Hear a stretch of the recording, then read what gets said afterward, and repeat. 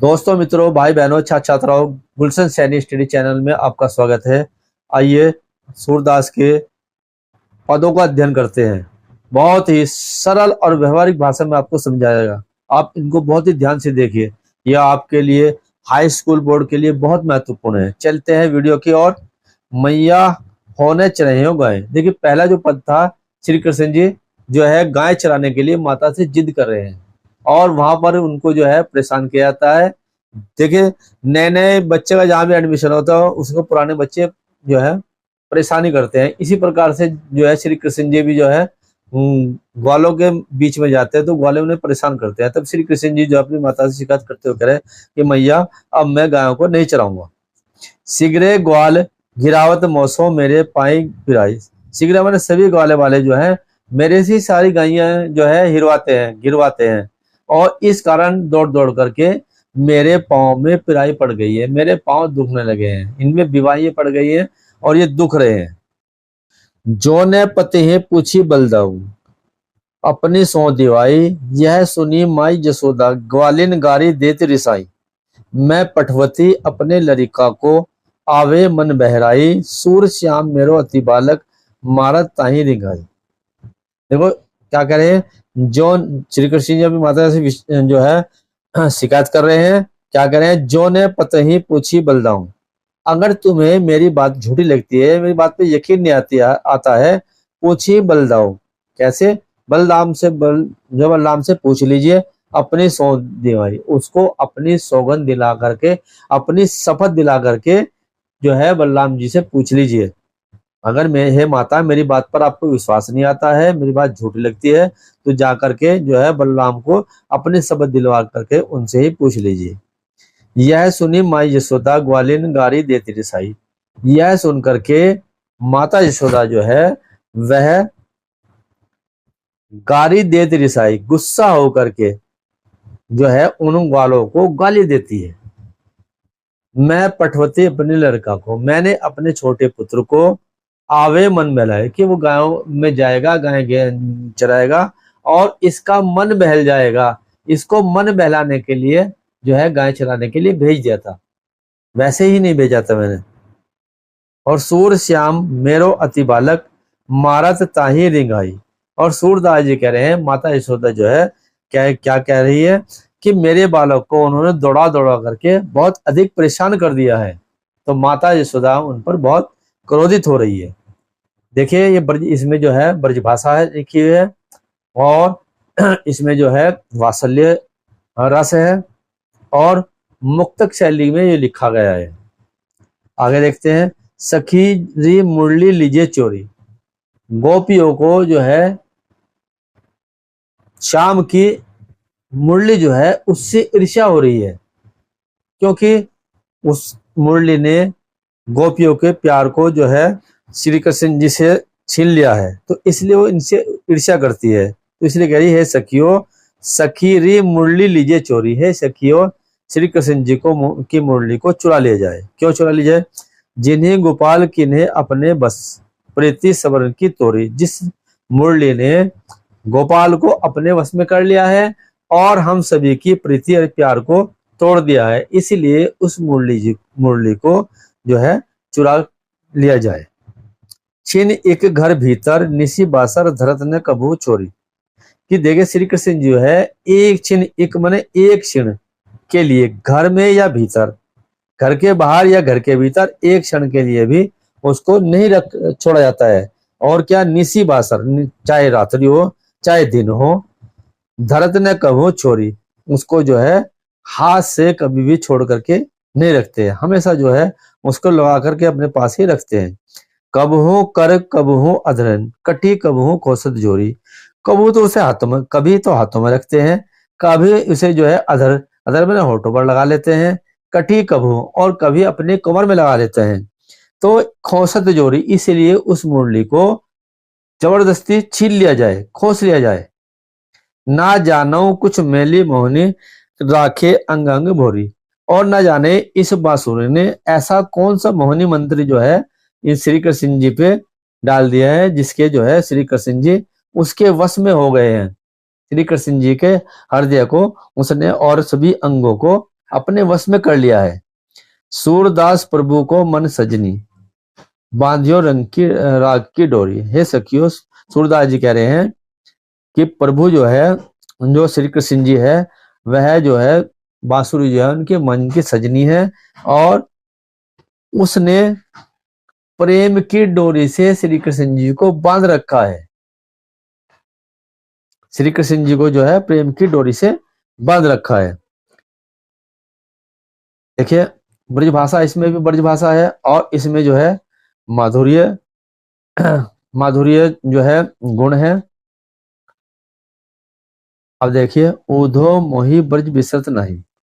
अब श्री कृष्ण जी कहाँ पे? श्री कृष्ण जी जो है ब्रज को छोड़ करके मथुरा में चले जाते हैं, और वहां पर श्री कृष्ण जी को मथुरा की याद आती है। तब श्री कृष्ण जी अपने मित्र उद्धव से अपनी मन स्थिति का वर्णन करते हैं। क्या करते हैं? उद्धव मोहि ब्रज बिसरत नाही। हे उद्धव जी, मैं ब्रज को विसार का मतलब भुला नहीं पा रहा हूं, कि मुझे जो है संयोग काल की बातें जो है वो सभी याद आ रही है, उसमें किसी प्रकार से मैं भुला नहीं पा रहा हूँ। वृंदावन गोकुल वन उपवन, वृंदावन में और गोकुल में, वन और उपवन, सघन कुंज की छाया, और सघन जो कुंज थे, जो गहरे कुंज थे, उनकी घनी छाओं को मैं किसी प्रकार से भुला नहीं पा रहा हूँ। आगे देखिए, प्रातः समय माता जसुमती अरुनंद देखी सुख पावत।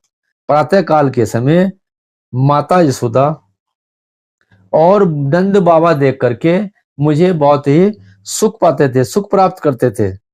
और क्या करते थे? माता यशोदा मुझे जो है माखन रोटी दहियो सजायो, अति हित साथ खवात।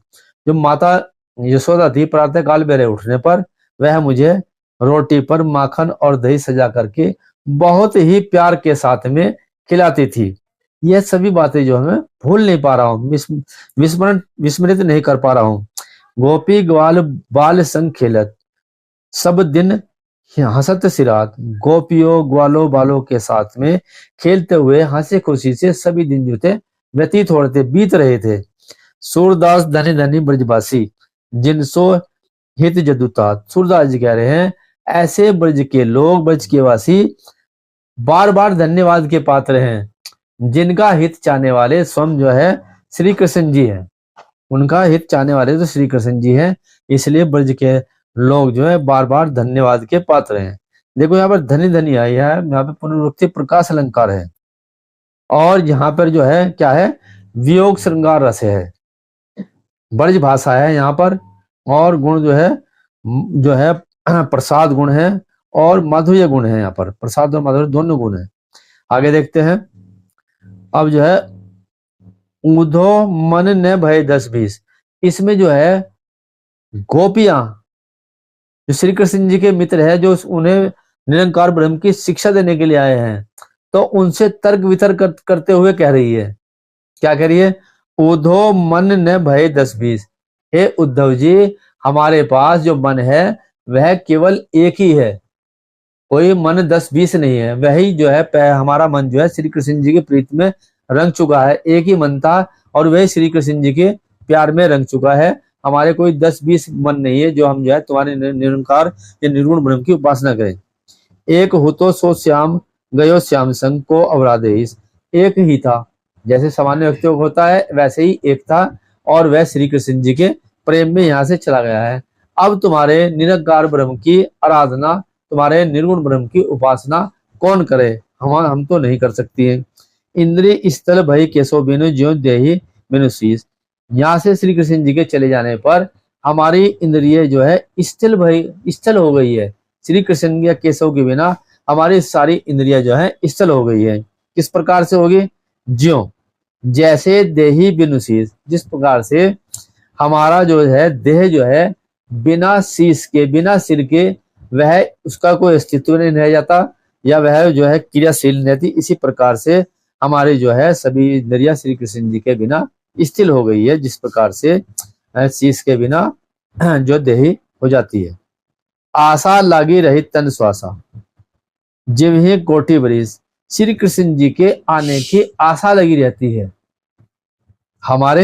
हमें श्री कृष्ण जी के आने की जो है आशा लगी रहती है, और तन में हमारे सांस आते जाते रहते हैं। और उनके आने की आशाओं में जो है हम करोड़ों वर्ष तक जीती रहेंगी कि वो आएंगे आएंगे, ऐसी हमें आशा लगी रहती है और उनकी आशा रूम में जो है हम जीते रहे, करोड़ों वर्ष तक जीते रहेंगे।